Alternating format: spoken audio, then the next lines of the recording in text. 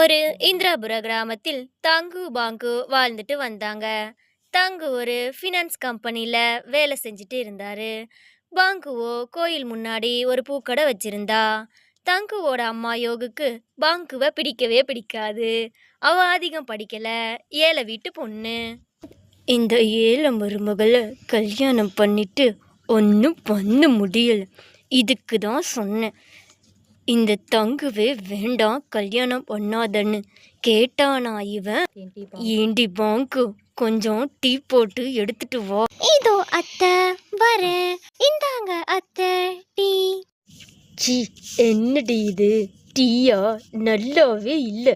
உன்னை எல்லாம் என்னதான் என்னோட பையன் கல்யாணம் பண்ணானோ எனக்கு தெரியல. அத்தை என்னை எப்பவுமே திட்டிகிட்டே இருக்கீங்க, ஏழையா பிறந்தது என்னோட தப்பா? அப்பதான் தங்கு அங்க வந்தான். அம்மா எப்பவுமே பாங்குவை திட்டிக்கிட்டே இருக்கீங்க. விடுங்க அத்தை, என்ன எப்பவுமே திட்டுறது தானே, நீங்க ஏன் சோகமா இருக்கீங்க? பாங்கு, எனக்கு ஒர்க்கில் சின்ன பிரச்சனை. என்ன வேலையை விட்டு நிறுத்திட்டாங்க. வேற வேலை தான் பார்க்கணும். டேய் தங்கு, என்னடா சொல்ற? இவளை என்னைக்கு கல்யாணம் பண்ணியோ அன்னையிலேருந்து உனக்கு கெட்ட நேரம்தான். அம்மா, நீ கொஞ்ச நேரம் சும்மா இரு. நானே இஎம்ஐ அமௌண்ட் எல்லாம் என்ன பண்ணுறதுன்னு தெரியல.